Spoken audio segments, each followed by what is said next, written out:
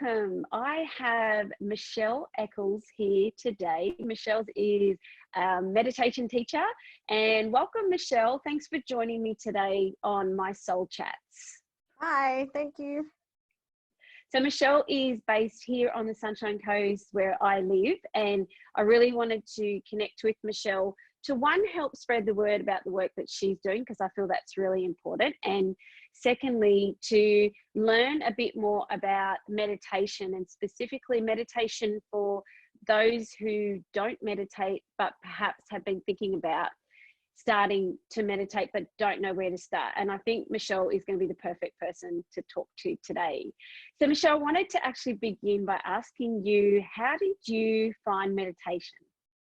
Okay, so for me, it was like probably most people that come to learn meditation. I was in a period of my life where I was just extremely overwhelmed with day-to-day life. I was running a business, single parent, trying to sell a house, all those sorts of things. And I just felt overwhelmed every single day. And I didn't want to go down the road of things like doctors and antidepressants. And I knew I was already drinking too much at the end of the day to cope with the stress. And I wanted to find something that not only helped me when I was feeling overwhelmed, but stopped me getting to that state in the first place. So, you know, you're not just looking for something, a coping mechanism when it's too late. I wanted something that would enable me to just not feel that way anymore or so much. And I tried meditation, but I'll admit I really struggled. I couldn't sit still for more than 5 minutes. I couldn't count to 10 breaths. I tried apps and those sorts of things, and I just really found it a challenge to do it myself. And that's why I decided to begin studying it. And through a series of synchronistic events, I just kept meeting these teachers along the way, and ended up, doing my teacher training at the Gawler Institute in Melbourne, and also did further teacher training with the Australian Centre of Holistic Studies. And I've gone on to do lots of other side training and workshops that are specific to teaching kids and teens as well. So initially, I began meditation to deal with stress and overwhelm feelings. And now I use it probably more to maintain that calm state and just set me in that position at the beginning of the day. And also for creative ideas as well. I have so many ideas that come to me when I'm meditating. So I guess it kind of progresses along the way. I love that. I really love that. So when you first started meditating, what was the first kind of meditation that you did?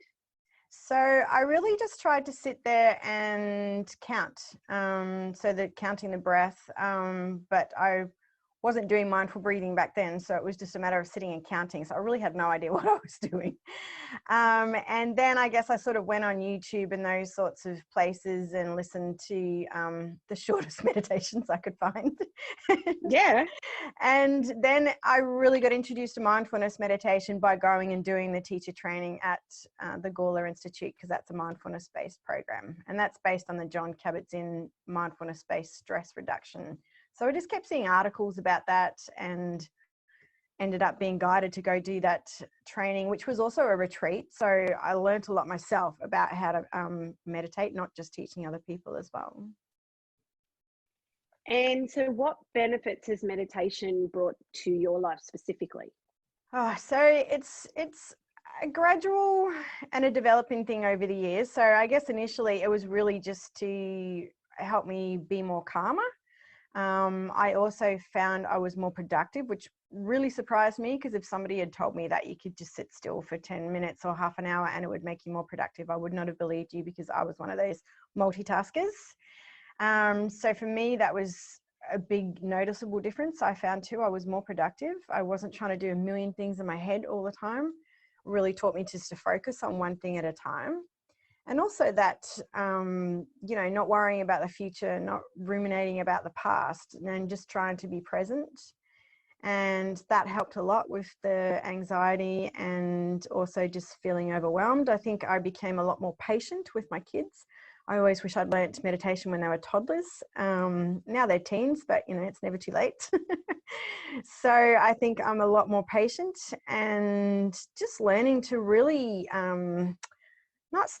segment your day as well. So going from one thing to the other and really being present in what I'm doing. So switching off from working to being with the kids, switching off from that to doing dinner, and just enjoying the little things more, just being sort of like that, having a calmer baseline. I think it just it's made me a lot less reactive. I mean, I still get angry, I still get reactive, it doesn't go away completely, but I notice it when I do. And it also makes me realize that I am human and I am going to keep making mistakes, and that's okay as well. And I think sometimes that can be the misconception that when we jump on this meditative journey, that it's going to transform us into a monk-like state. Yeah. And that's really not the case, is it? Like it's a tool that we can use to help us in our everyday life. And I know for me, I have a similar story in that when I first started to meditate, it was because I had 2 young toddlers and I was anxious and I didn't know what else to do. So I remember setting the timer on my watch and just setting it for a minute and sitting on the edge of my bed and just breathing for a minute. And yep. then I would be looking at the watch, like, is it over yet? I've got too much to do. Yes. Yeah. And then for me, it progressively increased to 2 minutes. And then I started to notice it would take the edge off. Yeah. Just slightly. Yes. And we always have to have a payoff, right? And that was my payoff. And I was like, well, this actually feels all right. So that was when my interest got piqued with meditation. And it's just evolved over the last 10 years or so. Yeah. So for someone who is stressed at the moment or frustrated, we're going through the corona pandemic at the moment. There are a lot of people whose lives have been transformed suddenly, either through job loss or the schooling situation shifting from school to now home. And now we're having to manage work and school and home life all together. This can trigger some of us. Yep. So how, and I'm speaking from experience, like 10 minutes before this call, all that came to a head for me, right? And I was like, right, just breathe, just take a breath, communicate your needs and move on and just roll with it. What are the tips you can share with someone who is struggling right now with their situation? Yep. Okay. Firstly, you're not alone. And I know I had a webinar with some other meditation teachers a few days ago, and it was interesting how quite a few of them brought up the fact that they were struggling with their own meditation practices at the moment for those reasons. Their routines had been thrown upside down. They weren't having that, lovely time after the kids get dropped off at school, or, whatever their ritual or their system was, they weren't able to do that anymore. So it's quite an interesting point. For me, I've just really tried to keep that routine. And for me, I know the only time of the day that I can meditate is around sort of 6:30, 7 o'clock in the morning. So first thing when I get up, I know that's the only time I can do it. So you really need to sit down and be practical and go, okay, what is the best time for me? And don't try and make it something that's going to stress you out more. And there isn't really an ideal time of the day to meditate, but the morning is it's quieter. Usually it's quieter. It's calmer in general. If you're anything like me and you're not a morning person, I don't have a lot going on in my head at that time of the morning. Whereas if I tried to meditate mid-afternoon, late afternoon, it doesn't work for me because that's when I'm switched on and in my go, go, go phase. And I do find it really difficult. And even experienced people, we still get thoughts while we're meditating. So it's really just about trying to be consistent and just trying to start, even if it's just, like you said, 1 minute a day. Even if it's just sitting down and doing just a 60-second breathing exercise, like mindful breathing exercise, and that lowers your heart rate even as little as 60 seconds. It really does have an effect. You could even do it while you're sitting at traffic lights. You could do it while you're in the school drop-off zone. Just don't close your eyes. But so it's really about just, if you can't sit down for half an hour a day, look for those little pockets. Look for those little pockets, those little pauses that you can have throughout your day where it's more practical for you. So it's really about finding something that fits into your day, starting off very simple, starting off with just breathing techniques, not necessarily trying to do half-hour guided meditations to begin with. Even though the longer you meditate, the more benefit you will get from it. Just doing a little bit every day is better than doing nothing. And it's also better than doing like a 1 hour class a week. You're actually better off just trying to do 5-10 minutes a day and building up that effect. I love how you talk about trying to weave it in to your day that you already have, and not having to add another thing to your list. Like if you're sitting in the car at school pick up or school drop off and you've got that couple of minutes, just close your eyes and take a breath if you're stationary. And I know, even I love walking meditations. So when I go for a walk, just checking in with my breath. When I go for a walk, or when I'm listening to a really awesome song sometimes, or even hanging clothes on the line, because I do that every day. I use that as a reminder to check in with my breath, and sometimes I will do a meditation while I'm hanging the clothes on the line. And so I love that you talk about making the most of just what you've got, what your routine is, because I think for a lot of people it's just another thing that they have to add to their list, and when we're already swimming in overwhelm, we can't even grasp that concept. So that's really cool. So I know at the moment you offer an online course. Would you love to talk to us and share with us what that is about? Yeah, sure, I would love to. So because I actually work in the events industry as well, and that all came to a grinding halt on the 13th of March. So I thought, okay, what am I going to do? And I couldn't obviously teach face-to-face meditation anymore at the time either. So it was actually a friend of mine that said to me, why don't you create an online course? And I was like, but what would it be about? And she was like, meditation. I was like, oh, okay, yep. So I've basically taken my 6-week program that I would normally teach in person and put it online. And I've really, really enjoyed this process. And I feel like people are just going to get so much more value out of this, even though it's not face-to-face, because there's so much more I could put into it than what I could put into a 1-hour class every week. So it's really in depth. It's also very practical and easy to learn as well. It's not difficult. It's not going to take you an hour a day. You can do it in definitely less than half an hour a day. And that includes a 20-minute meditation. So, you know, the lessons are very short and easy. It's just got 6 modules. The modules go through how to introduce mindfulness into your day-to-day life. Then the next one goes on to teach you breathing exercises to help relieve anxiety. There's exercises to help with body relaxation. There is a module on thoughts and overthinking and how to manage that. There's also a module on sensory awareness and just how to get greater awareness and greater enjoyment out of life by tuning into your senses, and also emotions. So how to deal with overwhelming emotions. And then there's a 21-day plan as well that I'd guide you through, and that's to then help you integrate it into your daily life. So it goes through how you're going to do that, what you can do, and also hopefully go away and then implement it into your daily life, because I don't want people just to get halfway through or get all the way through and go, that was great, and then not do it. So I'm really trying to get people to that point, and then how to implement it into their daily lives. And then I also provide support too via our Facebook group and email. You can comment on the lessons and all that sort of thing too. So it's a 6-week program, but you can do it faster or slower if you want to. But I do recommend that people do the same meditation each day for a week before going on to the next module, because I think sometimes we can get a little bit overwhelmed with trying to do too many meditations. So it's good, no matter what you're doing, no matter anybody, whether you do the course or not, if you're learning via an app, try and do the same one at least every day for a week before you switch on to something else. And can you, beyond your course, can you still listen to those meditations if you want to? So you've got them for life. Terrific. You've got the course for life, and you can actually download the meditations, and you can download the PDF guides as well and have them to refer to at any time. That's awesome. Well done. And so who would the course be perfect for?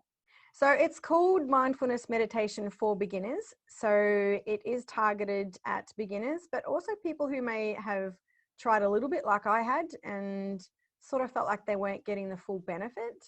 So it's even good for people who have started a practice but would just like a little bit more in-depth knowledge of how it works, maybe a few more additional techniques and exercises. So it really is good for beginners, people wanting to learn, people who've done a little bit and just want a bit more guidance and a bit more understanding. Michelle, I have a question for you because it was just popped into my head. Can you fail at meditation? Can you fail?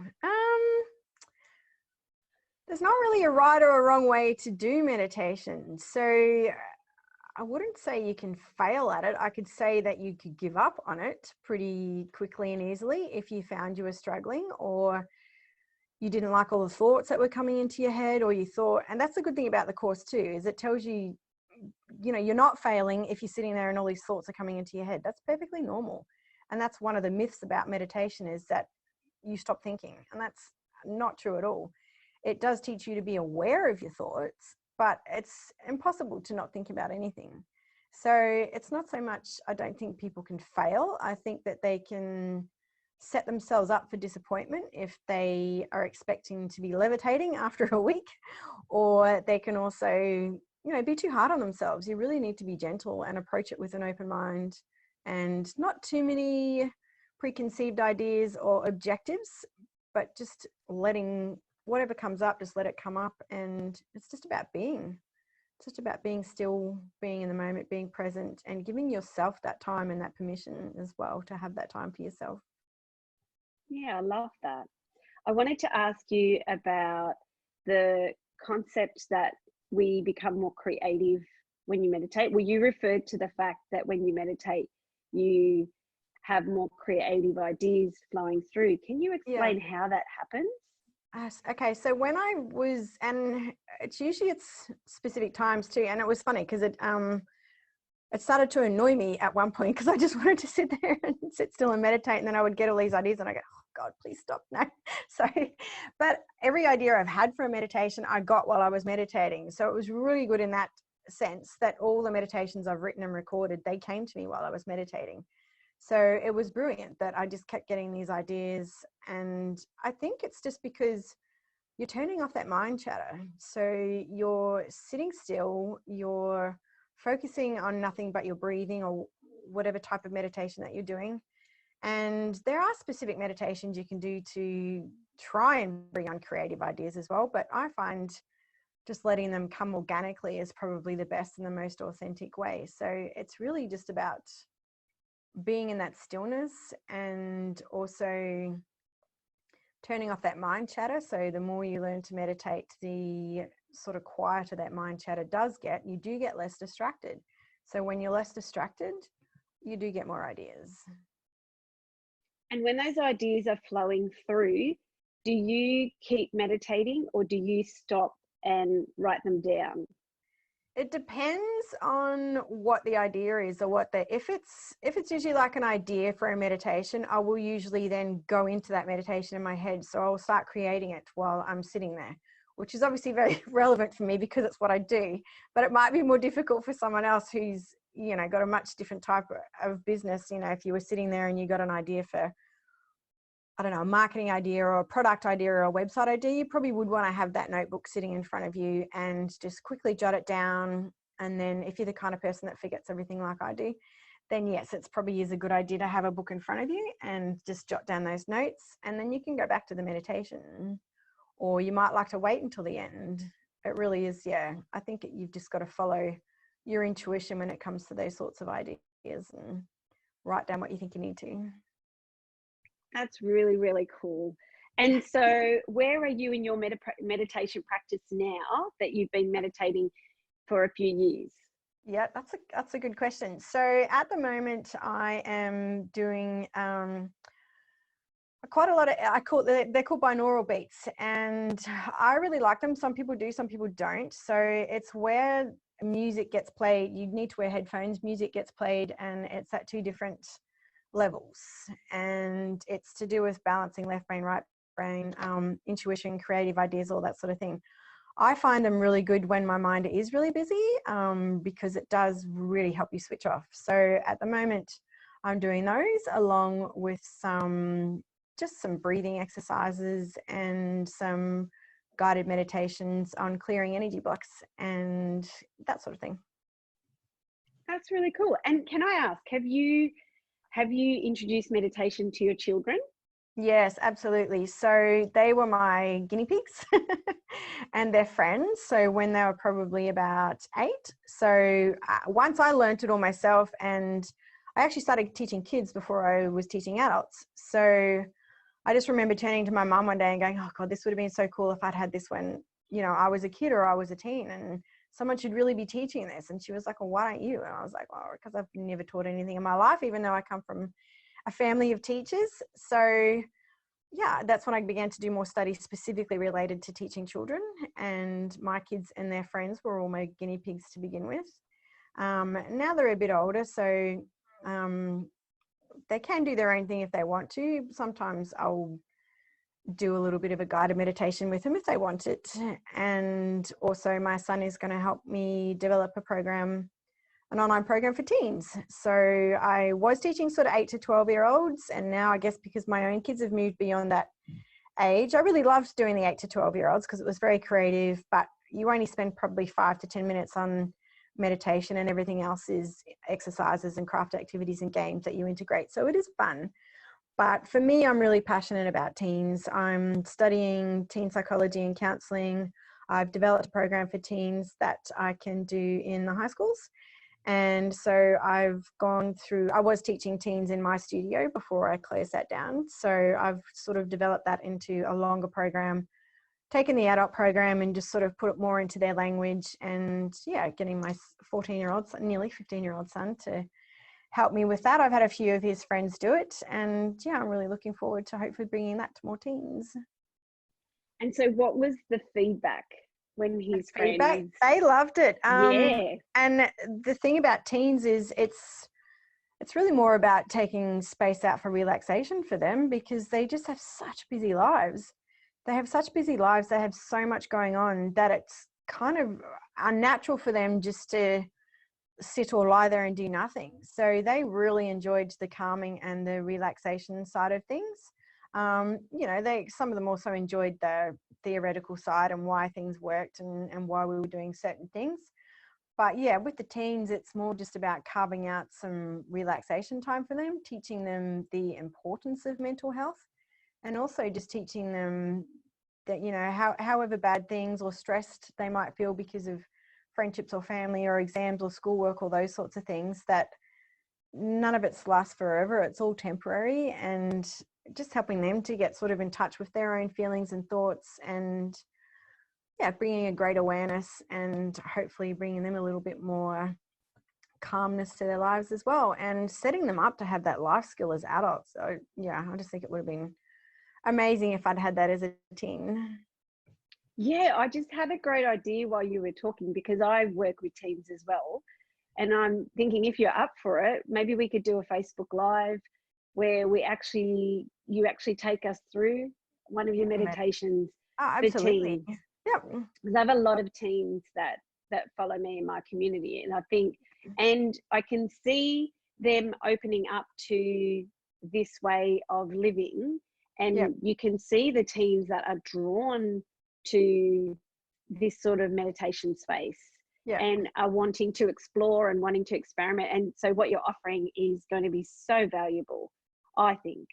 And I think with teens, a lot of teens are trying to figure out life for themselves right now, because that's the stage we're in. And so I think offering something like this will kind of meet them where they're at in life. And, you know, they can do, you know, a lot of them are on Facebook or Instagram, and they can do that for themselves, and nobody has to know that they're doing it. Does that make sense? Yeah, and I do actually have, and that's what quite a few parents have said to me over the whole isolation thing as well, is there something that the kids can just go do themselves, where the parents don't have to log on for them, show them how to do it, sit there and do it with them. So on my Teachable School, where the Introduction to Mindfulness Meditation course is, there's also a separate section for kids and teens. So and that's at the moment it's just $10, and that's a one-off subscription, and that gets you access to all the meditations that are in there, some little fun fact videos, and I'll keep adding lots of things into there as well. So there's different meditations for different things, whether it's confidence, sleeping better, feeling calmer, and I'll just keep building on that. And they can also, once they've logged in, they can then download those meditations to their phones or their computers if they want as well. That's fantastic. And they're So, nice and short. Sorry? And they're nice and short. They're only about 10 minutes each. Yeah, and I think that's what is needed right now in life. Like, I think it's really about taking the small pockets of time, whether it is for meditating, whether it is for exercising or connecting with loved ones. I find that it's more achievable, and if it's practical and it's achievable and it's easily accessible, then you're more likely to have a go and try something. Yeah. And I'm so passionate about meditation because of the benefits it's brought to me in my life. Yeah. And I'm also a big believer that you do things that excite you, that you feel drawn to. So anyone that's watching this today that is excited about what we're talking about, then I really encourage you to go and look at Michelle's website and what she has to offer, because I really think that meditation is so valuable. And I love the way that you're teaching it. Like, you're really quite practical. Yeah. And there's that spiritual concept, which I think turns some people off. Yeah. And I want it to be accessible to everybody. Yeah. And meditation doesn't have to be spiritual. It can be. Yeah. But it doesn't have to be. So if you want to go into, beg your pardon? Sorry, and it's not mystical. It's not this big mystical mystery. It's, people have been doing it for hundreds of years. And the same with mindfulness. We were all born with an innate ability to be mindful. We've just forgotten that because we've gotten so busy in our lives. We've just forgotten, that's all. So it's really taking your body and your mind back to what it knows how to already do. It's just reminding it. And there is also a free mindful breathing exercise as well on the Teachable page. So you can do a mini course, which is just about how to practice mindful breathing. And that's where I said you can learn that in under 20 minutes, and then you can do it at any time, and you can do it in 1 minute. Will lower your heart rate and help relieve feelings of anxiety if you're feeling a little bit anxious. Yeah, and who doesn't want to feel less anxious? Yeah. Like, I think most of us move through the day with some level of anxiety, and I know for me too, I feel like that I was going through life thinking that the anxiety was normal, and this is just my normal, and not even being aware that you're actually operating from a place of nervous energy rather than a place of feeling good in your skin. And until I found meditation, I really didn't know the difference. Yeah. So isn't that really interesting? And when I have conversations with people, I can see that same theme, that it is really about just bringing awareness to that. But you don't even have to have the awareness to just breathe for 2 minutes. Yeah. Like, you'll get the benefits of breathing without the awareness. Yeah. So that's what's awesome about meditation. It has that physical element, and it's bringing you the benefits without you having to connect emotionally or mentally at all, which is just so cool. I get so excited because I just love it. And it's amazing when you see people do it. Like, it's just, you can just put one hand on your chest, one hand on your belly, focus on breathing in and out through your nostrils for 1 minute. And it's amazing how much calmer you can feel afterwards. So would you like to take us through 1 minute right now? I'd love to. Yay. All right. Okay. So if you'd like to place one hand on your chest and one hand on your belly. And then if you like, you can close your eyes. And then just focus on the movement of your belly as it inflates on each in-breath and deflates on each out-breath. And that's all you need to focus on for the next few seconds. Just noticing that rise and fall with each breath. And you might also notice the feel of the air as it flows in and out through your nostrils.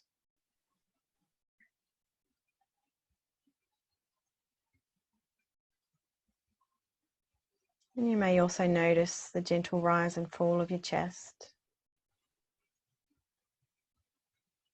And so when we practice mindful breathing, they're the only 3 points that you should really notice: the movement of the air flowing,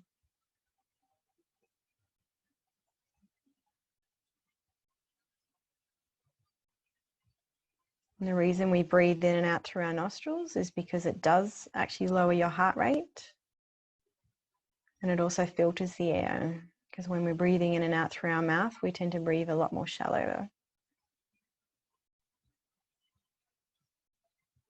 So just feeling that belly expanding and deflating.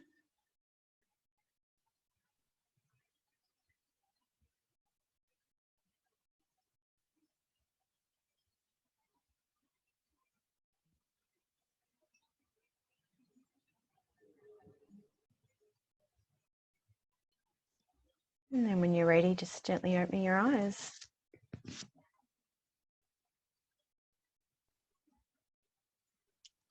That felt so good. It's amazing. Yeah, just So simple. yeah, just taking that edge off. Mm-hmm. It's so cool. Thank you so much. You're So welcome. Michelle, where can we find you across the socials? Okay, If so our my viewers today wanted to check you out. so my website is meditationsunshinecoast.com.au. And if you go to the online courses page of that will then take you to my Teachable School. And I'm also on Facebook under Meditation Sunshine Coast, and Instagram as well, and also LinkedIn. But I'm more active on Facebook than anything else. And I always have lots of tips and guidance and little short videos and all that sort of thing on there. Awesome. Thank you. And before we end, I would love to ask you, what are you feeling grateful for today? What am I feeling grateful for? I'm feeling grateful for having had my kids home for the last, 7 weeks now. It's gone so fast. And I'm feeling a little bit sad about them going back to school on Monday. Mine are teens, so I feel for people who've got primary school kids at home. Yeah. It's still been challenging, I have to say, having Google as their teacher for the last 5 weeks. But I am happy for them as well to be going back on Monday for their own mental health and getting to see their friends again. Oh, that's awesome. I'm feeling really grateful because my daughter's upstairs at the moment trying to be really quiet. So I'm grateful for that right now. I've really enjoyed our chat, and Thank you. I would love to get on Facebook and do a live because I think it'd be awesome. So if that feels good for you, we'll talk about that once we finish the interview. But thank you so much. Make sure you go and follow Michelle. Go and find her. She's on Facebook mainly, so go and find her there. I will add all the show notes under this video if you're watching on YouTube, and in my podcast show notes, because we'll turn this into a podcast as well. So thank you so much, Michelle. Thank you, Kaye.